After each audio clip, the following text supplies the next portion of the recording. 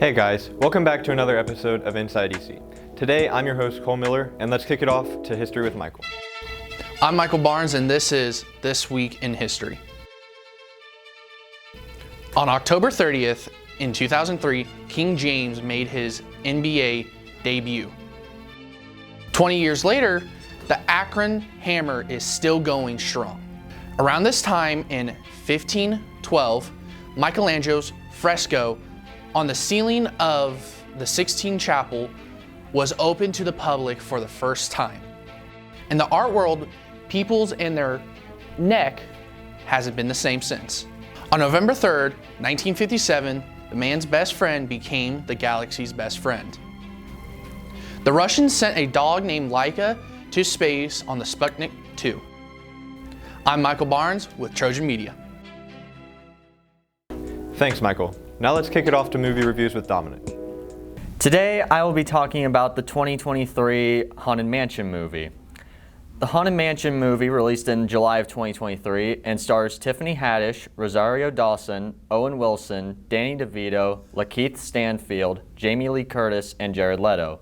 The casting for this movie is fantastic, with everyone blending seamlessly into the story, with actors whose voices I find recognizable seemed almost like the character in the movie and not characters from any other movies they've been in. The movie is about a single mom and her son moving into a Louisiana manor and learning that the house is haunted. However, they can't stay away from the manor as the ghosts of the manor follow them wherever they go. They then pay a priest, a ghost photographer, a psychic, and a college professor to help them rid the house of the ghosts. The Haunted Mansion is a pretty fun movie to watch for those who haven't been on the classic Disney Parks ride, but for those who have visited the ride in either one of the American parks are in for a bunch of references to the ride. The ghosts in the film come from the ride, such as Constance Hatchaway, otherwise known as the Bride in the Attic, the Hatbox Ghost, who has returned to the ride in 2015 at Disneyland and will materialize next year at Walt Disney World. Even both versions of the mansion from Disney World and Disneyland are represented in the film, and some of the Imagineers, otherwise known as Disney's theme park engineers, get mentioned as characters in the story. Even outside of theme park references, there's horror icons in this film, such as Jamie Lee Curtis and Winona Ryder. Now, I just mentioned horror, and this movie is still a family movie, despite the few jump scares seen within the movie. The jump scares are few and far between, though, with hardly any happening after the halfway mark, if any at all. Even in the beginning, there's only 3 major jump scares, one dealing with a harpoon and the other 2 dealing with Constance.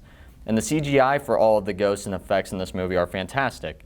Granted, they were filming this in late 2021, so they had ample time to make the CGI look good, considering it was released about 2 years later. Overall, I would give The Haunted Mansion a 9 out of 10. It's a great release for this Halloween season from Disney and is a fun watch, especially compared to the 2003 adaptation starring Eddie Murphy.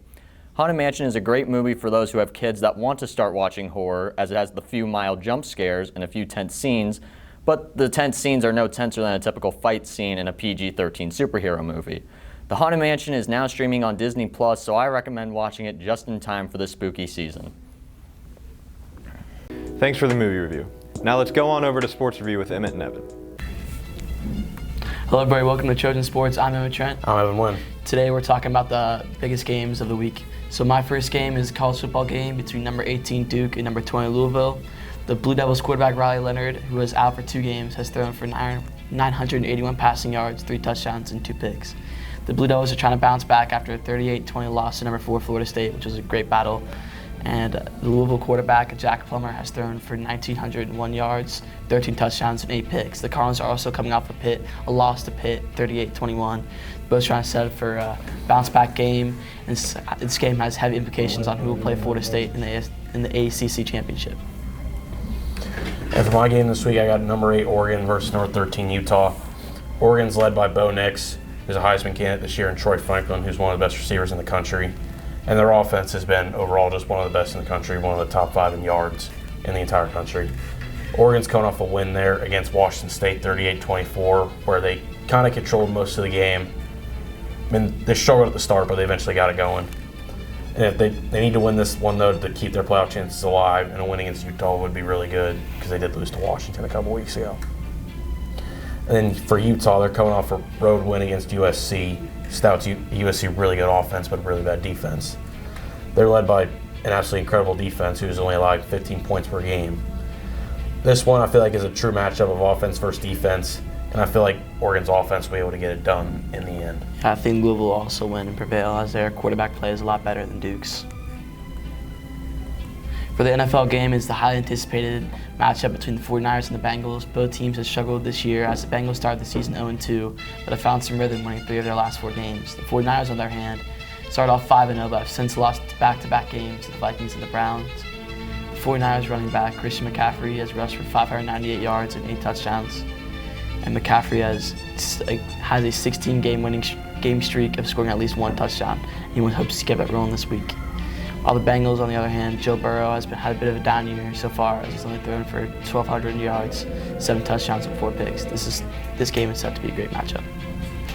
And for my game in the NFL, I got the 5-2 Jags headed to Pittsburgh to play the 4-2 Steelers. Jags are led by Trevor Lawrence and Travis Etienne, who were teammates in college and now teammates in the NFL. Etienne's on an absolute tear here recently, had 2 touchdowns in each of the last 3 games. And the Jags are coming off a win in New Orleans against the Saints, 31-24. Jags started slow this year, but have gotten it going here recently. And the Steelers, they're coming off a win in LA against the Rams, 24-17. Their offense has been quite bad this year, honestly, but they've had a really good defense, and that's what's kept them in most of the season. But I don't think that'll be enough for them to get a win against the Jags. I think the Jags will get this win. Yeah. Who do you think the X factor is that could lead either the Bengals or 49ers to victory? I think the 49ers will win. I think it'll be Deebo Samuel, assuming he's going to play. He did not play against the Vikings, but I think he'll play this week. I got the 49ers, and I think the whole 49ers defense as a whole is going to be a big thing because their D-line will get to the pressure, Joe Burrow, because their O-line's not the grandest, and Joe Burrow can't really get out of the pocket because of his calf. So with their pressure, they'll be in a lot of trouble. Mm-hmm. That's Trojan Sports. Have a good night, everybody. Thanks, everyone. And that wraps up this episode of Inside EC. Thanks for watching, and we will see you all next time.